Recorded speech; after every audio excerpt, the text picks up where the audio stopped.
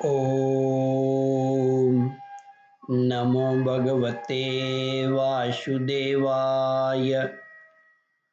श्रद्धालु भक्तों, श्रीमद् भागवत महापुराण के 10वें स्कंद के पूर्वार्ध के 35वां अध्याय के अंतर्गत युगल गीत का प्रस्तुतिकरण करूंगा। इसके पूर्व जहां तक आप कथा श्रवण कर चुके हैं उसके आगे का प्रस्तुतिकरण करता हूं।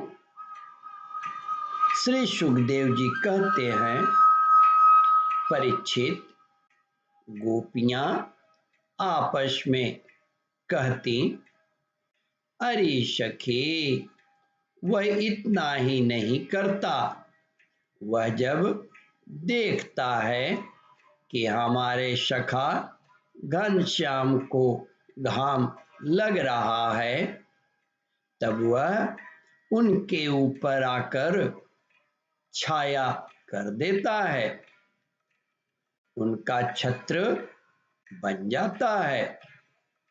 अरे वीर, वह तो प्रसन्न होकर बड़े प्रेम से उनके ऊपर अपना जीवन ही निछावर कर देता है। नहीं नहीं, फूहियां के रूप में ऐसा बरसने लगता है मानो दिव्य पुष्पों की वर्षा कर रहा हो। कभी कभी बादलों की ओट में छिपकर देवता लोग भी पुष्प वर्षा कर जाया करते हैं। कभी कभी बादलों की ओट में छिपकर देवता लोग भी पुष्प वर्षा कर जाया करते हैं। सती शिरोमणि यशोदा जी तुम्हारे सुंदर कुंवर ग्वाल बालों के साथ खेल खेलने में बड़े निपुण हैं। रानी जी, तुम्हारे लाडले लाल सबके प्यारे तो हैं ही, चतुर भी बहुत हैं। देखो, उन्होंने बांसुरी बजाना किसी से सीखा नहीं, अपने ही अनेकों प्रकार की रागिनियां उन्होंने निकाल ली। जब वे अपने बिंबाफल सदृश लाल लाल अधरों पर बांसुरी रखकर ऋषभ, निषाद आदि स्वरों की अनेक जातियां बजाने लगते हैं, उस समय वंशी की परम मोहिनी और नई तान सुनकर ब्रह्मा, शंकर और इंद्र आदि बड़े बड़े देवता भी जो सर्वज्ञ हैं उसे नहीं पहचान पाते।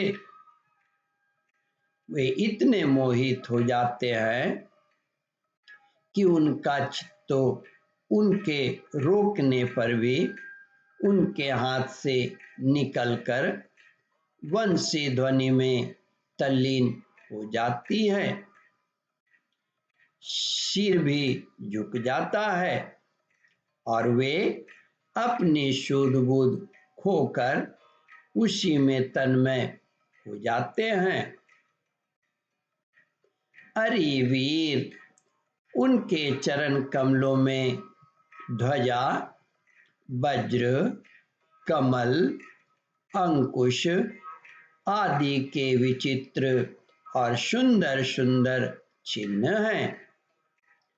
जब ब्रजभूमि गौओं के खुर से खुद जाती हैं, तब वे अपने सुकुमार चरणों से उसकी पीड़ा मिटाते हुए गजराज के समान मंद गति से आते हैं और बांसुरी भी बजाते रहते हैं। उनकी वह बंशी ध्वनि, उनकी वह चाल और उनकी वह विलास भरी चितवन हमारे हृदय में प्रेम की, मिलन की आकांक्षा का आवेग बढ़ा देती हैं। हम उस समय इतनी मुग्ध, इतनी मोहित हो जाती हैं कि हिल-डुल तक नहीं सकती, मानो हम जड़ वृक्ष हों।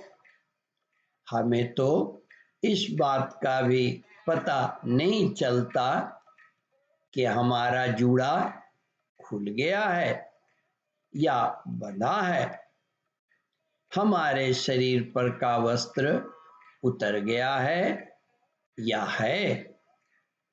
अरे वीर, उनके गले में मणियों के माला बहुत ही भली मालूम होती है। तुलसी की मधुर गंध उन्हें बहुत प्यारी है। इसी से तुलसी की माला को तो वे कभी छोड़ते ही नहीं, सदा धारण किए रहते हैं।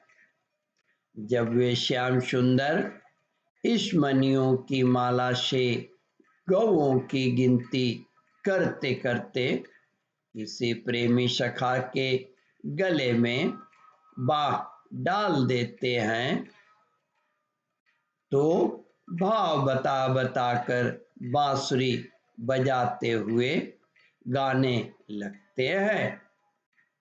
उस समय बजती हुई उस बांसुरी के मधुर स्वर से मोहित होकर कृष्णसार मृगों की पत्नी हरिणियां भी अपना चित उनके चरणों में निछावर कर देती हैं। और जैसे हम गोपियां अपने घर गृहस्थी की आशा अभिलाषा छोड़कर गुण सागर नागर नंद नंदन को घेरे रहती हैं, वैसे ही वे भी उनके पास दौड़ आती हैं और वहीं एकटक देखती हुई खड़ी रह जाती हैं, लौटने का नाम भी नहीं लेती। ओम परमात्मने नमः। श्रद्धालु भक्तों, इस कथा को ध्यान पूर्वक श्रवण, मनन और इसका चिंतन करें। इस कथामृत का रसास्वादन अपने बंधु बांधवों को भी करावे। इस वीडियो को शेयर और सब्सक्राइब करें। ओम परमात्मने नमः।